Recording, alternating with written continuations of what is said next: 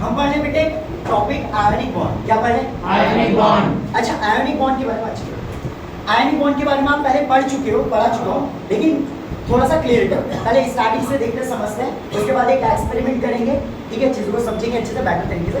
तो सुनो पहले ध्यान से कहा, हमारे पास केमिस्ट्री में दो बॉन्ड होते हैं, टू टाइप्स ऑफ बॉन्ड। कितने types? Two types of bond. एक होता है आपका क्या आयनिक बॉन्ड और एक होता है आपका कोवलेंट बॉन्ड। एक आयनिक और कौन सा? कोवलेंट। होने के लिए बहुत सारे होते हैं, बट जनरली हम कितने बोलते हैं? दो। एक कौन सा? आयनिक और एक कोवलेंट बॉन्ड। कोवलेंट बॉन्ड अभी 4th चैप्टर में पढ़ोगे, कार्बन वाले चैप्टर में। अभी 3rd चैप्टर पे आपका मेटल नॉन मेटल पे है आयनिक बॉन्ड। क्या? Ionic bond. अच्छा, आयनिक बॉन्ड्स क्या होते हैं? पहले कुछ चीजें फितरत जानते हैं हम एलिमेंट्स की। क्या जानते हैं? एलिमेंट। कि हर एक एलिमेंट होता है वो अपना आउटर सेल कंप्लीट करना चाहता है। क्या कंप्लीट करना चाहता है? अच्छा, कंप्लीट होने के लिए कितना चाहिए? या तो 2 इलेक्ट्रॉन होने चाहिए, 9 तो बड़ा होगा, या तो कितने होने चाहिए? 8 होने चाहिए। तभी हम बोलते हैं कि उसका ऑक्टेट क्या है? कंप्लीट है। क्या? कंप्लीट। तो बस इतना समझो, कोई भी एलिमेंट है हमारा पीरियोडिक टेबल में, कोई भी एलिमेंट है भाई, वो चाहता है मैं अपना आउटर सेल क्या रखूं, चाहे मुझे किसी से भी क्या करना पड़े, लेना पड़ेगा, बस मेरे को अपना आउटर सेल क्या करना है। इतना क्लियर? अच्छा, एक है एलिमेंट हमारे पास, मेटल है, ठीक है, नाम भी सुना होगा, सोडियम। सुना है? एग्जाम में आता भी है बेटे, यूके बोर्ड, सीबीएसई बोर्ड पूछता है, कॉम्पिटिटिव एग्जाम में पूछता है कि कौन सी ऐसी मेटल है जिसको हम नाइफ से इजीली क्या कर सकते हैं, कट कर सकते हैं। कौन सी? सोडियम। और एक्सेप्शन भी जनरली जो हमारे मेटल्स होते हैं कैसे होते हैं? सॉलिड। बट सोडियम कैसा है? सॉफ्ट है, इसलिए इजीली हम क्या कट कर सकते हैं, इसे कट कर सकते हैं नाइफ से। ठीक है, तो हम मेटल की बात कर रहे थे यहाँ पे, सॉरी सोडियम की बात कर रहे हैं। सोडियम के टोटल इलेक्ट्रॉनिक कॉन्फ़िगरेशन करते हैं पहले इसका। सोडियम का कितना होता है बताओ? 11 होता है। इसका कॉन्फ़िगरेशन करते हैं। अच्छा बताओ, पहले वाले सेल पे कितने इलेक्ट्रॉन आएंगे? कितने आएंगे? 2 इलेक्ट्रॉन्स। कितने बेटा? 2। फिर इसके बाद 8। यहाँ तक कंप्लीट है। फिर 1 जैसा बनाया हुआ है यहाँ पे सोडियम है। पहला वाला सेल कितने भाई? 2। बढ़िया चल रहा है। दूसरे वाले पे 8। फिर लास्ट में कितना है? 1। क्या इसका ऑक्टेट कंप्लीट है? No sir. अभी बताया था थोड़ी देर पहले मैंने, हर एक एलिमेंट की एक फितरत होती है भाई, वो क्या चाहता है अपना ऑक्टेट क्या करना, या आउटर सेल क्या करना, कंप्लीट करना। क्या सोडियम का आउटर सेल कंप्लीट है? No sir. तो अब इसको मची चुड़की कि मैं किससे भी जाऊं, भिड़ूं और रिएक्शन करूं, तो ये बैठा हुआ है रिएक्शन के लिए। ठीक है, अब इसको मिला कौन? Cl। क्या मिला? Cl मिला। ध्यान समझना, हम आयोनिक बॉन्ड की तरफ को बढ़ रहे हैं, इसके बाद प्रैक्टिकल से भी बेटर तरीके से समझेंगे। ठीक है, तो Cl होता है क्लोरीन। क्या होता है? क्लोरीन। क्लोरीन का कितना होता है बेटा? 70। कितना? 70। अच्छा, कॉन्फ़िगरेशन करो। 2 आउटर सेल पे कितने? 7। बोलो क्या कर रहे थे अभी? क्लोरीन। इसकी बात कर रहे थे। क्लोरीन का एटॉमिक नंबर कितना होता है? कॉन्फ़िगरेशन 2 को 7। इतना क्लियर? अब ये भी एक एलिमेंट है, तो ये भी चाहता है कि मैं अपना आउटर सेल क्या रखूं, कंप्लीट। क्या इसका आउटर सेल कंप्लीट है? चलो पहले पे कितने हैं? 2। फिर आउटर सेल में 7। क्या कंप्लीट है? कितना चाहिए दोनों को? आउटर सेल पे 8 चाहिए। कितना चाहिए? 8 चाहिए। तो अब सोडियम और क्लोरीन, ध्यान समझना, सोडियम और क्लोरीन, सोडियम के आउटर सेल पे 1, क्लोरीन के 7। अब क्या बोलता है? सोडियम बोलेगा भाई 7 मुझे दे। क्या पॉसिबल है?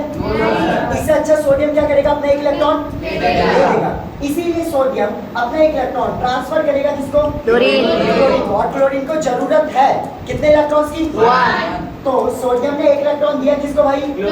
क्लोरीन को। क्लोरीन के कितने हो गए आउटर सेल पे? 8। Chlorine complete. सोडियम का आउटर सेल गायब हो जाएगा क्योंकि 1 इलेक्ट्रॉन गायब, तो कितने बचे उसके? 8। इसका भी कंप्लीट।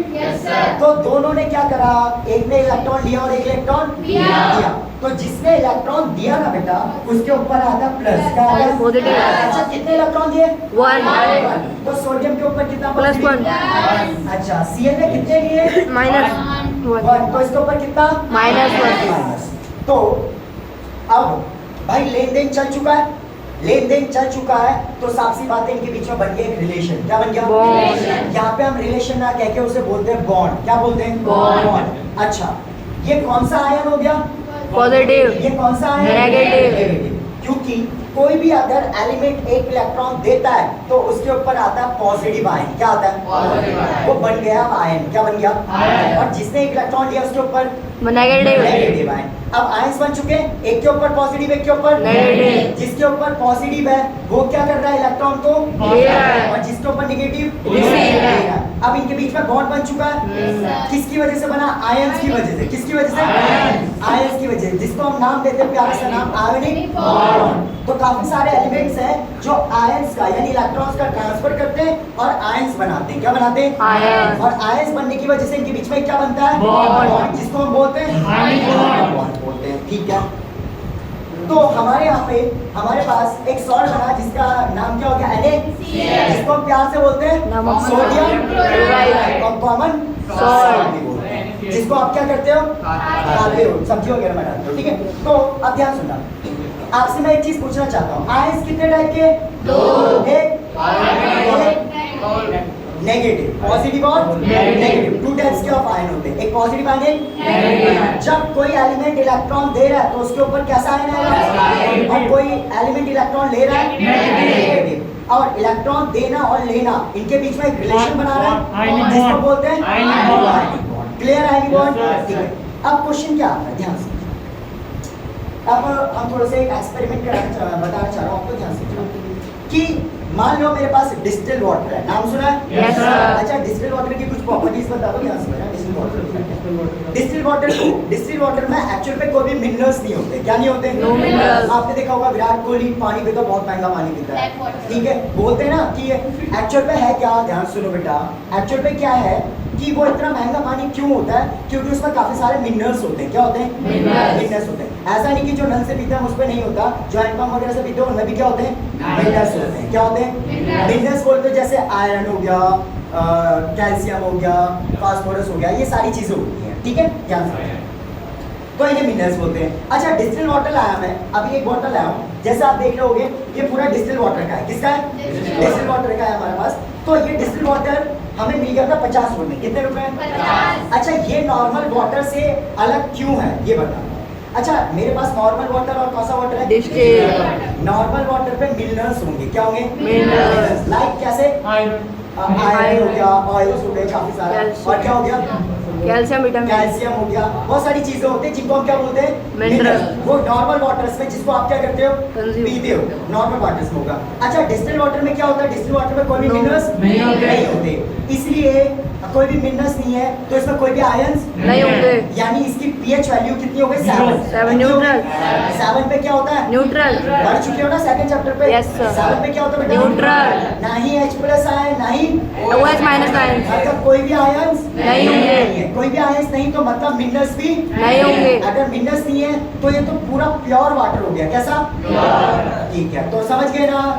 डिस्टिल वाटर और नॉर्मल वाटर पे क्या डिफरेंस है? नॉर्मल वाटर में मिनरल्स होते हैं। क्या होते हैं? Minerals। और डिस्टिल वाटर पे कोई भी मिनरल्स नहीं होते। और डिस्टिल वाटर की पीएच वैल्यू कितनी होती है? 7 होती है, यानी न्यूट्रल होता है। ठीक है, अब ध्यान सुनो, अब एक एक्सपेरिमेंट है, ध्यान से।